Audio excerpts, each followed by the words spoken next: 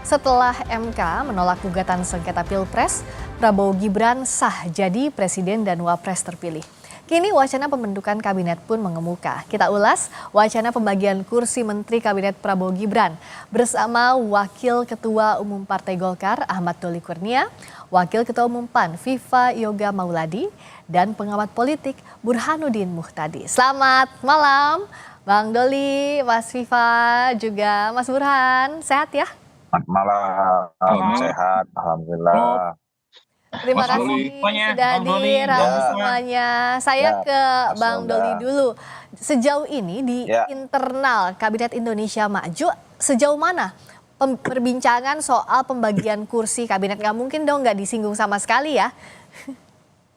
Iya, saya kira memang pasti dibicarakan sudah sejak lama sebetulnya. Saya yakin ya bahwa walaupun ya dalam sistem presidensial kita ini kan itu hak prerogatifnya presiden. Dalam hal ini hak prerogatifnya Pak Prabowo. Tetapi karena memang pencalonan kita beberapa kali itu harus diusung oleh koalisi partai politik, tentu saya kira juga nanti presiden terpilih itu akan berkomunikasi dengan partai-partai politik pengusung ya. Nah, kalau kami di Golkar itu sudah mempercayakan penuh kepada Ketua Umum kami Pak Erlangga untuk bisa mengkomunikasikan itu dengan Pak Prabowo. Dan saya kira dulu pada saat kita membentuk Koalisi Indonesia Maju sebenarnya mungkin ya sudah ada pembicaraan juga sebenarnya. Nah, dengan diputuskannya kemarin oleh Mahkamah Konstitusi, ya walaupun waktunya kan masih cukup panjang ya, mungkin sekitar 5 bulanan lagi gitu sampai kita menuju pada pelantikan presiden. Saya kira dengan adanya keputusan MK yang insya Allah besok saya dapat informasi akan ada penetapan di KPU, ya pembicaranya pasti akan lebih intensif gitu. Sejauh ini kalau Golkar propose berapa? Sudah sampai ke sana belum? Berapa kira-kira? Belum. Jadi saya juga sekaligus memberikan penjelasan ya. Selama ini kan muncul angka 5 gitu ya.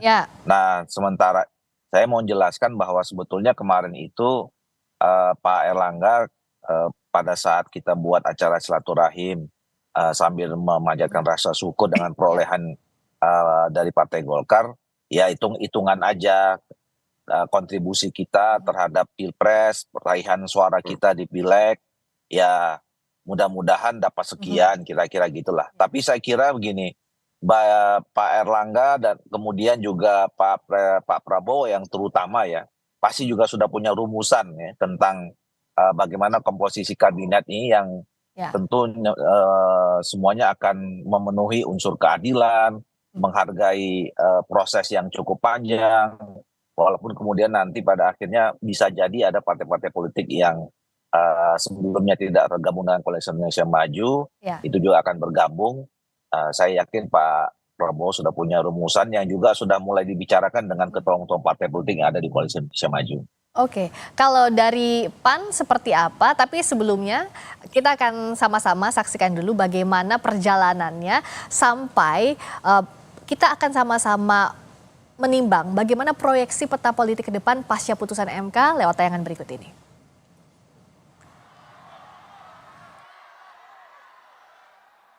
Pasangan Prabowo Subianto dan Gibran Rakabuming Raka akan ditetapkan menjadi presiden dan wakil presiden terpilih besok Rabu 24 April 2024. Namun Koalisi Indonesia Maju belum membicarakan kursi menteri di kabinet pemerintahan mendatang. Sekjen Partai Gerindra Ahmad Muzani menyebut menteri yang dipilih harus sejalan dengan visi misi Prabowo Gibran. Gerindra pun sempat menekankan bahwa alokasi menteri bukan berbasis suara parpol melainkan kompetensi.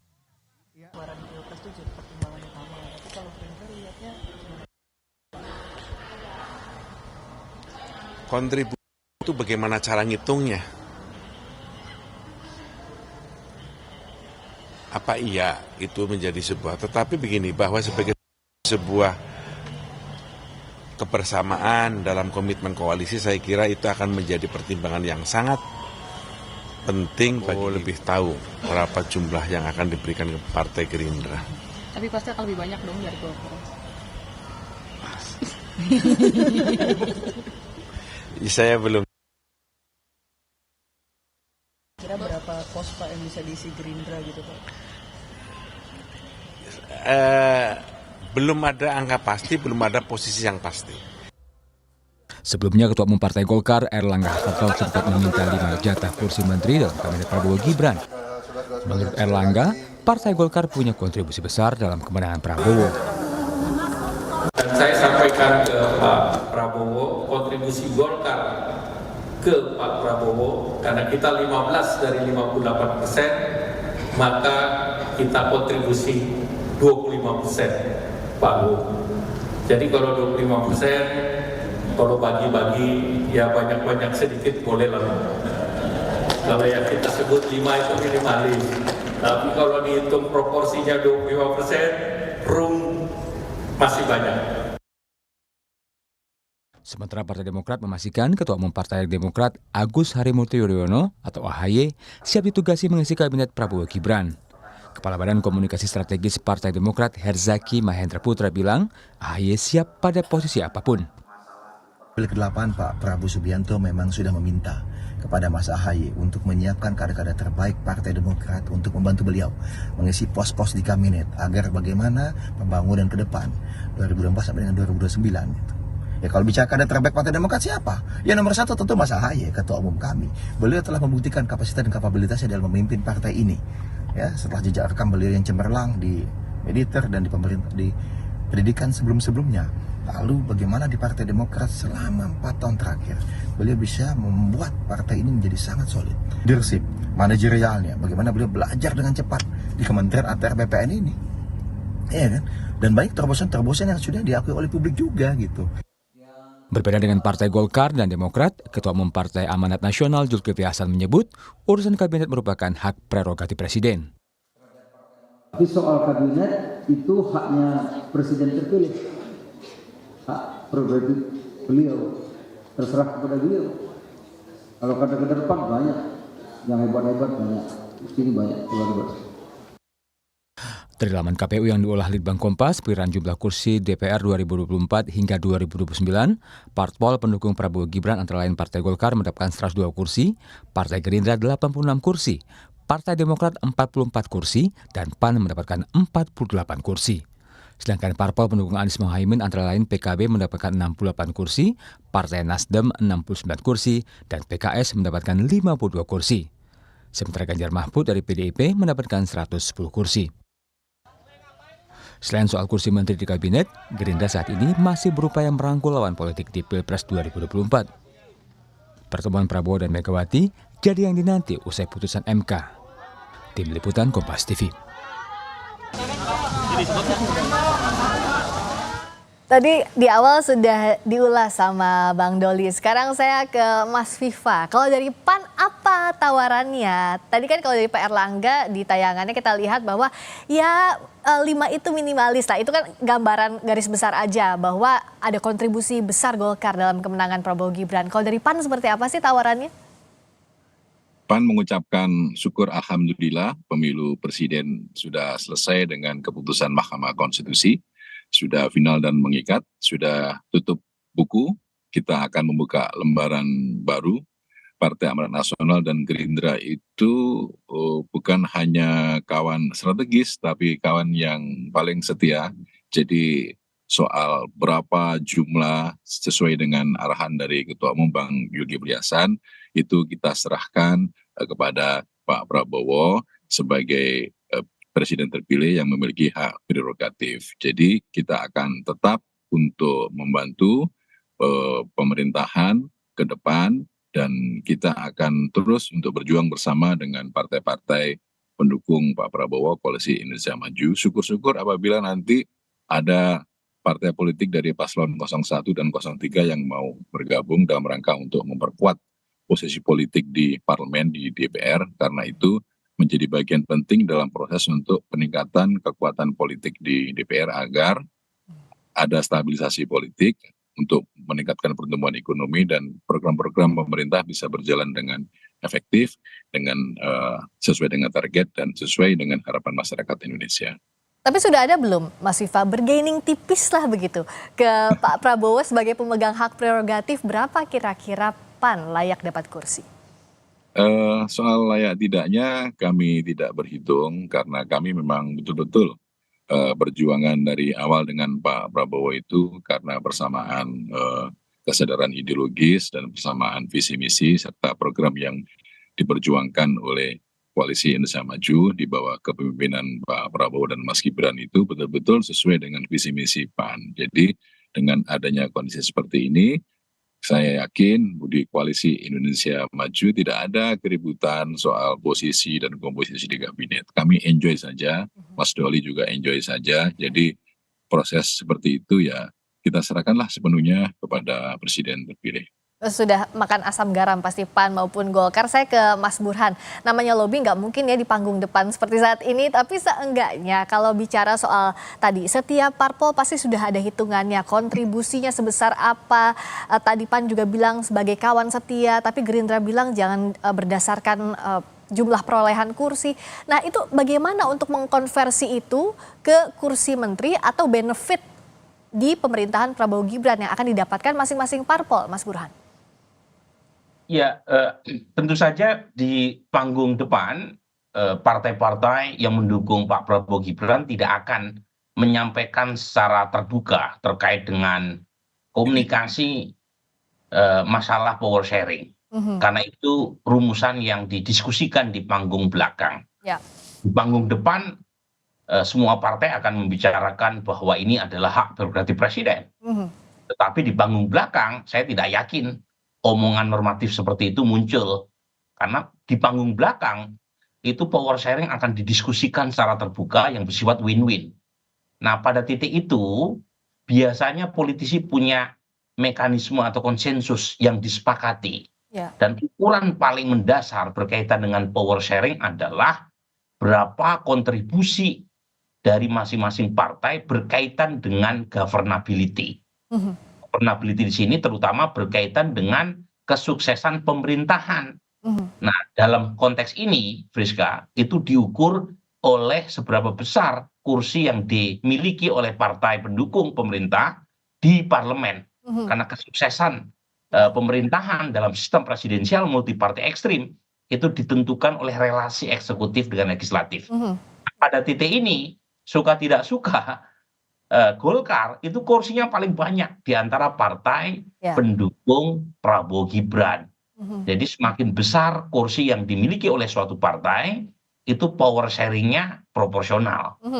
Itu yang pertama. Tentu ada variabel lain yang diukur, ya, entah itu chemistry atau mungkin juga variabel yang tidak semata-mata didasarkan pada keanggotaan partai. Kan ada juga jalur menteri yang di-endorse oleh partai, tetapi menteri yang bersangkutan itu bukan kader partai yang bersangkutan, tetapi kader profesional, tapi di-endorse oleh partai. Kan ada juga jalur semacam itu.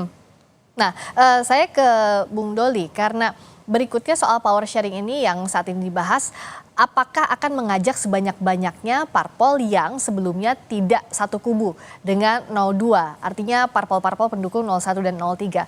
Artinya kan ini bicara power sharing akan bisa menggerus kemungkinan perolehan kursi di menteri misalnya yang akan didapatkan Golkar, PAN, dan kawan-kawan yang ada di Koalisi Indonesia Maju. Gimana Bang Doli? Iya, saya kira dua hal ya yang perlu dijelaskan. Bang Doli? Berkaitan dengan soal itu. Pertama saya kira mengatakan bahwa urusan pilpres, babak pemilu sudah selesai, ya. Kemudian kita memasuki babak baru untuk menghadapi tantangan yang begitu besar periode 5 tahun ke depan dan 10 tahun yang akan datang, ya. Tentu kita membutuhkan soliditas, ya, persatuan kesatuan. Ini juga narasi yang selalu disampaikan oleh Pak Prabowo, gitu. Nah, oleh karena itu komunikasi politik itu penting. Jadi artinya bagaimana kita menata kembali, membangun kembali, ya, masalah komunikasi antar kita yang selama ini berkompetisi itu penting. Nah, bahwa kemudian hasil komunikasi itu nanti ada yang kemudian bersedia masuk dalam pemerintahan atau juga kemudian menyatakan diri dalam luar pemerintahan, itu nggak jadi soal. Nah, jadi itu tergantung kembali kepada partai politik masing-masing, ya, terutama yang 01 dan 03. Ya. Selama kalau kemudian mereka mengatakan bahwa mereka lebih baik ya berada di luar pemerintahan, saya kira nggak ada masalah. Itu sama mulianya. Karena itu pasti juga berdasarkan bagaimana kita sama-sama mensukseskan membangun bangsa Indonesia ini ke depan minimal 5 tahun gitu ya. Nah jadi, bahwa kalau nanti kemudian ada yang bergabung dalam pemerintahan, ya, dan kemudian juga bisa jadi ya, mungkin ada komitmen-komitmen yang untuk bergabung dalam pemerintahan itu, ya buat kita nggak ada masalah ya. Saya kira tadi itu yang saya katakan, kembali kepada Pak Prabowo sebagai pemegang hak prerogatif, dan saya kira Pak Prabowo paham betul, punya pengalaman dengan pilpres sebelum presiden sebelumnya. Saya kira juga nanti akan ketemu formulasi yang paling tepat ya, yang adil, yang fair, kemudian win-win tadi ya bagi semua orang yang akan terlibat dalam pemerintahan yang akan datang. Oke, kalau dari PAN catatan, meskipun ini hak prerogatif presiden terpilih iya, tapi fairness dalam power sharing ini apa sih kalau yang diharapkan dari PAN? Power sharing itu memang sesuatu yang tidak bisa dihindarkan, tetapi power sharing itu harus berasaskan kepada prinsip-prinsip dasar dalam pembentukan kabinet, yaitu pembentukan kabinet yang ahli, yang jagen kabinet, yang betul-betul diisi oleh figur-figur profesional, baik itu figur profesional yang berasal dari partai politik atau yang berasal dari luar partai politik. Intinya adalah seorang menteri yang ada di kabinet yang mampu menerjemahkan visi misi dari presiden dan wakil presiden, yang itu sudah tertuang di dalam visi misi waktu debat kemarin di KPU, dan sekarang setelah kampanye, setelah menang, itu akan kita realisasikan, karena itu adalah menjadi bagian dari pertanggungjawaban politik bagi Koalisi Indonesia Maju, dan tentunya ini akan harus mendapatkan dukungan dari masyarakat juga, agar dalam proses untuk maju ke depan selama 5 tahun, selama 10 tahun ini betul-betul mendapatkan proses penguatan dari rakyat dalam rangka apa? Agar visi misi presiden bisa tercapai sesuai dengan target. Oke, last but not least untuk Mas Burhan, power sharing ini kan hal bisa jadi sensitif. Sebelumnya sama-sama berjuang, lalu bagaimana menjaga kekompakan di dalam Koalisi Indonesia Maju satu. Berikutnya kalau ada kawan baru yang datang, apa yang Mas Burhan catat? Betul, ini tricky ya terkait dengan power sharing. Dan power sharing dalam konteks pembentukan koalisi di Indonesia itu juga tidak semata-mata dengan partai politik. Jadi studi Markus Mister menunjukkan pembentukan kabinet pasca reformasi itu juga ditentukan oleh non-party actors selain partai politik. Misalnya representasi TNI, representasi polisi, representasi agama, termasuk juga representasi oligarki. Nah, dalam konteks Pak Prabowo, jangan lupa meskipun Pak Jokowi tidak bisa maju lagi sebagai presiden, bukan tidak mungkin Pak Prabowo juga mendiskusikan kepada Pak Jokowi siapa nama-nama yang di-endorse oleh Pak Jokowi untuk kabinet Pak Prabowo ke depan. Jadi ada banyak itu variabel yang mempengaruhi proses pembentukan kabinet ke depan. Nah, saya sebut tricky karena kalau misalnya proses power sharing itu win-win, artinya pemberian akomodasi kepada salah satu pihak tidak mengganggu jatah buat pihak yang lain, buat pihak yang berkeringat, seperti PAN, Golkar, Demokrat, ya, Gerindra, tentu tidak akan menjadi masalah. Tetapi kalau ternyata mengurangi, nah jadi isu. Nah, di sini yang saya terus terang khawatir ya, kalau misalnya jatah yang dibagi terlalu banyak, jadi kuenya itu terlalu banyak yang mendapatkannya, misalnya termasuk mengakomodasi Nasdem atau PKB ya sebagai mitra koalisi baru, ada kekhawatiran keinginan untuk mengubah undang-undang Kementerian Negara, karena dalam undang-undang Kementerian Negara jatah maksimum buat alokasi menteri itu 34. Nah, kalau terlalu banyak pembaginya, jangan-jangan ditambah. Nah, ini hati-hati nih, kalau ditambah, itu tentu akan menimbulkan kompleksitas berkaitan dengan postur kabinet yang terlalu bengkak.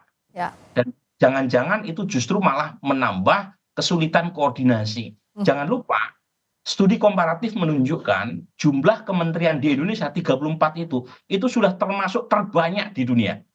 Jadi kalau kemudian ditambah lagi, tambah bengkak tuh. Ya. Jadi hati-hati proses power sharing, jangan sampai membuat koordinasi untuk kabinet ke depan malah terganggu. Oke, jadi jangan sampai kalau nanti postur kabinet terlalu gemuk, malah berbanding terbalik dengan produktivitas. Tapi yang jelas waktunya masih panjang, masih banyak harus bersabar, termasuk juga Golkar, PAN, dan kita ya Mas Burhan ya untuk mengamati ini karena akan menarik bagaimana yang terjadi di panggung belakang dan panggung depan jelang nanti pengumuman kabinet. Ini Friska ini narasumbernya Hemi semua ini. Luar biasa, makanya terima kasih banyak, jangan bosan-bosan diundang, makanya Mas Viva, Bang Doli, Mas Burhan, kita akan diskusi lebih banyak lagi dalam beberapa bulan ke depan. Terima kasih banyak, selamat malam. Terima kasih.